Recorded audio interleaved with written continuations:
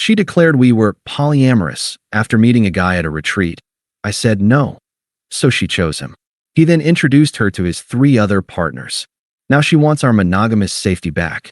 Hey viewers, before we move on to the video, please make sure to subscribe to the channel and hit the like button if you want to see more stories like this. Thanks. It should have been a red flag when she didn't text me her flight details. Emma was always a planner, a list maker. But when I dropped her off at the airport for her weekend warrior wellness retreat, she'd just kissed my cheek absently and said, "I'll see you Sunday," her mind already somewhere else. That Sunday, I stood at the arrivals gate, scanning the crowd. When I finally saw her, she looked different. It wasn't just the new, flowy linen clothes. It was a look in her eyes, a kind of distant, buzzy energy, like she'd plugged into a socket I couldn't see. She gave me a quick, light hug, her body stiff. "How was it?" I asked, grabbing her suitcase. "Transformative, David. Just transformative." She spent the whole car ride staring out the window, her phone lighting up every few seconds with notifications from a group chat called Soul Pod. Things got weirder at home. Our usual Sunday night ritual was takeout and a bad movie. That night, she said she was fasting for cellular clarity and spent the evening in the bath with Epsom salts, her phone propped up, her fingers flying across the screen. I tried to give her space. Maybe she just needed to decompress. But a knot was tightening in my stomach. I remember Thursday night. I was making my famous spaghetti carbonara, our favorite comfort food. The smell of garlic and pancetta filled the apartment. She walked in, crinkled her nose, and said, "You know, David, consuming animal products really lowers your vibrational frequency." I laughed, thinking it was a joke. She didn't laugh back. That was the last normal moment. Friday night, she lit a sage stick, something she'd never done before, and sat me down on the couch. Her hands were folded in her lap, her expression unervingly serene. The knot in my stomach pulled taut. "David," she began, her voice soft but deliberate. "I've had a profound awakening this week. I've realized something fundamental about myself." I braced myself. "Okay, I'm polyamorous." The word hung in the air, heavy and alien. I just stared.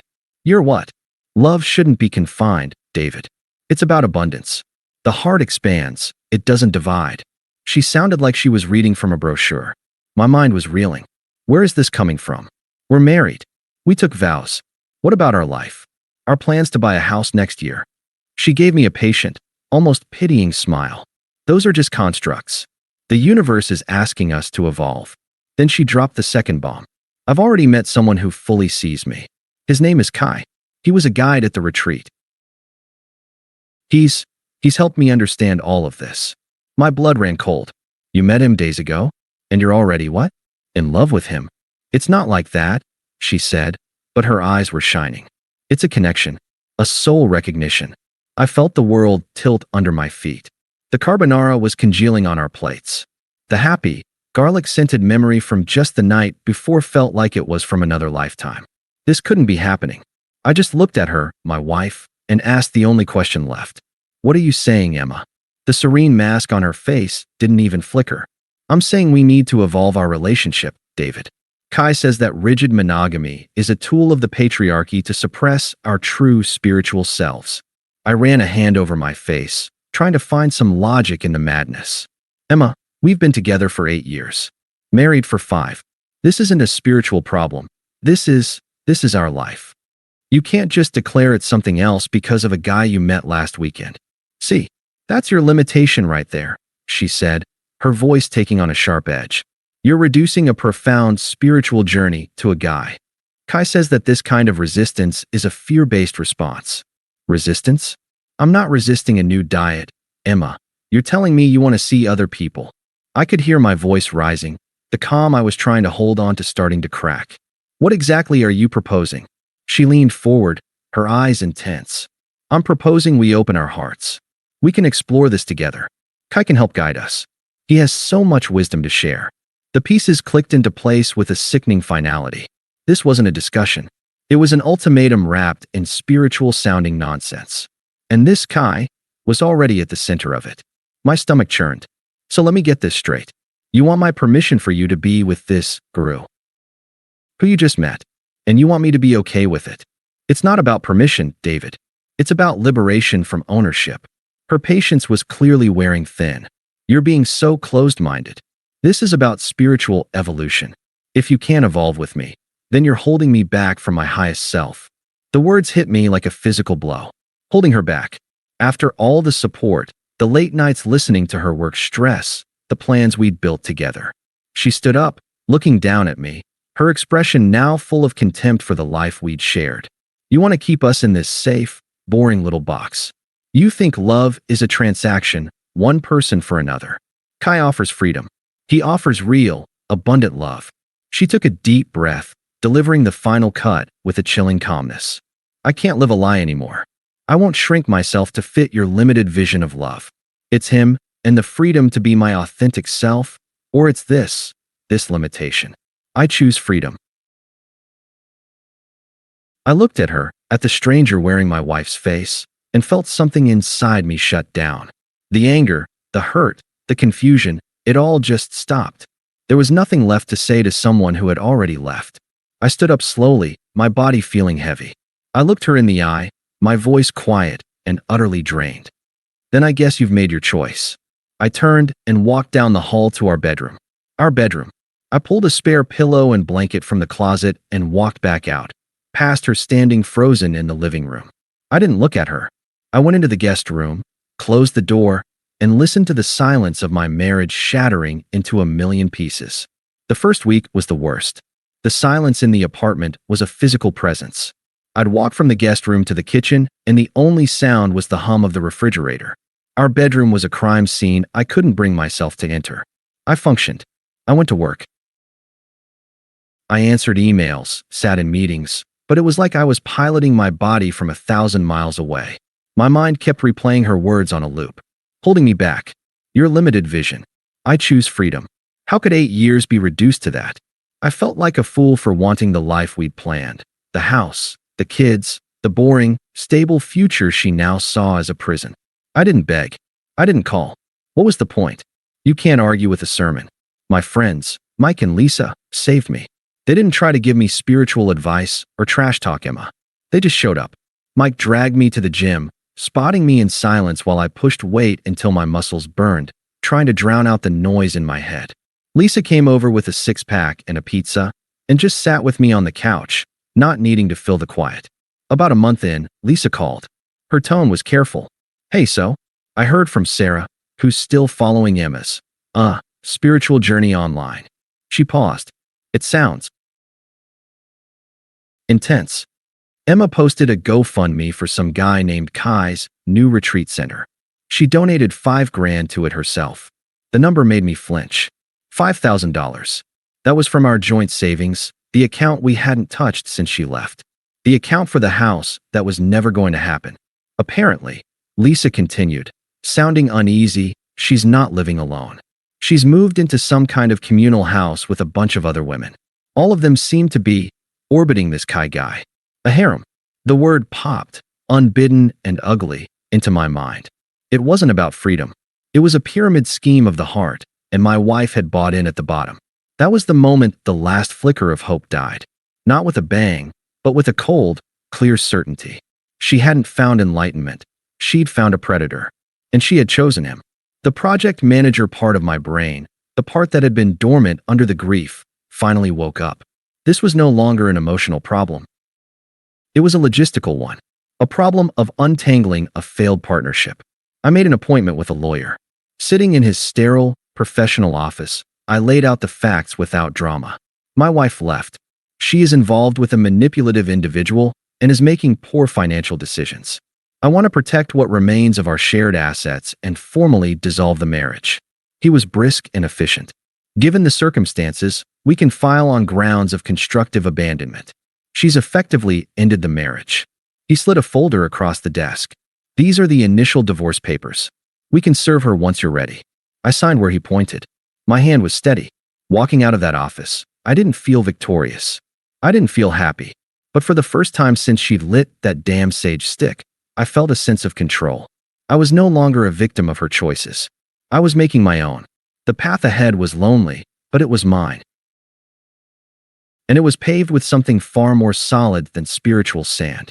Life settled into a new, quiet rhythm. Work, gym, dinner with Mike or Lisa.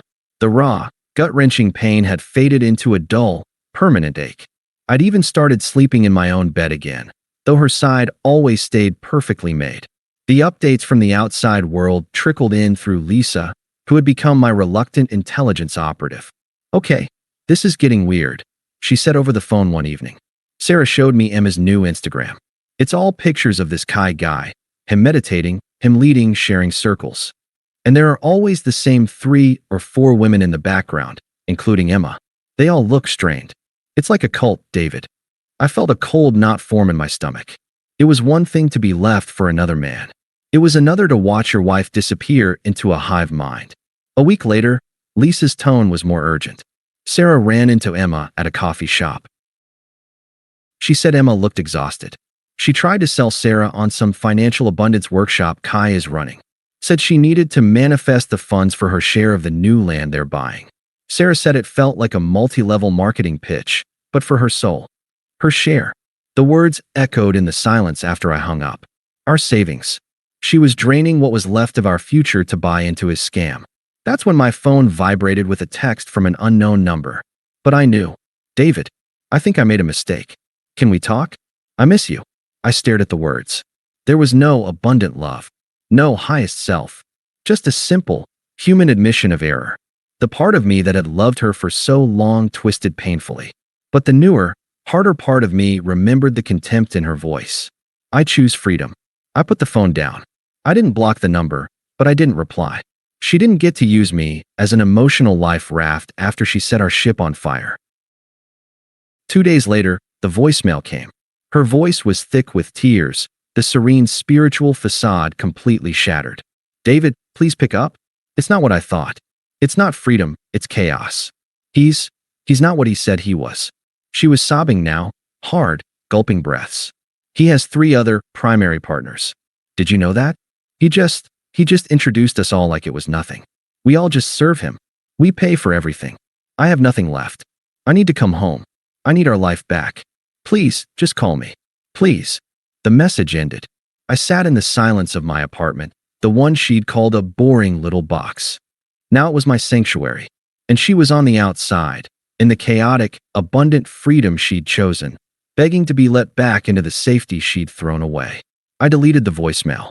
The time for talking was over. She called 3 more times from different numbers before I finally answered. Not out of hope, but for closure. The project manager in me needed to file the final report. I agreed to meet her, but on my terms. A public park bench, midday. No home court advantage for her. I arrived early, the manila folder feeling heavy and final in my hand. She was 5 minutes late. The woman who walked toward me was a ghost of the vibrant, defiant person who had left. Her transformative linen clothes were replaced with a simple, worn-out hoodie and jeans. The light in her eyes was gone, replaced by a hollow exhaustion. She looked like she hadn't slept in weeks. She sat down, not looking at me, her hands twisting in her lap. "Thanks for coming," she whispered. I just nodded. The dam broke immediately. David, I was so lost. I was stupid. He brainwashed me. It was all a lie. The retreat, the abundant love, it was just a way to get money and servitude from women. Her words tumbled out in a frantic, tearful rush. He has a system for everything. Who cooks, who cleans, who gets to, who he spends the night with. It's a nightmare. I have nothing. I'm so sorry. I just want to come home. I want our safe, monogamous life back. Please. She finally looked at me, her eyes pleading, desperate for the forgiveness and the safety net she was so sure I'd provide. I let the silence hang for a moment, letting her hear the emptiness of her own words. The park was quiet around us. "You called our life a boring little box," I said, my voice calm and even, devoid of the anger or hurt she probably expected. "You said I was closed-minded and holding you back. You said you needed freedom." She flinched as if I'd struck her. "I didn't mean, I thought about what you said," I continued, cutting her off gently but firmly. I picked up the manila folder from the bench between us. "You were right. I am closed-minded." A flicker of confused hope crossed her face. "I'm closed-minded to being one of a man's many partners. I'm closed-minded to being a backup plan." I'm closed-minded to a life of chaos and financial ruin disguised as spirituality. I held the folder out to her. I'm happy with my perspective. And this is me, officially setting you free. She looked down at the folder, her hands trembling as she took it. She opened it slowly. The words at the top, "Petition for dissolution of marriage," seemed to suck the last bit of air from her lungs. Her face crumpled. "David, no. Please." She choked out, tears streaming down her face. But I was already standing up. I had said everything I needed to say. There was no anger left, no sadness. Just a vast, quiet certainty. I turned and walked away. I didn't look back. I heard a sob catch in her throat behind me, but I kept walking across the grass toward the parking lot. The sun was warm on my face. The weight I had been carrying for months was gone, not dramatically, but quietly, like a fog lifting. She had chosen her path, and I had, finally, chosen mine. And mine led forward, away from the chaos, into the peaceful, predictable future I had always wanted. Alone, and perfectly, completely okay with that. Thanks for watching. Make sure to subscribe to the channel and hit the like button. What do you think about this story? Share it in the comments.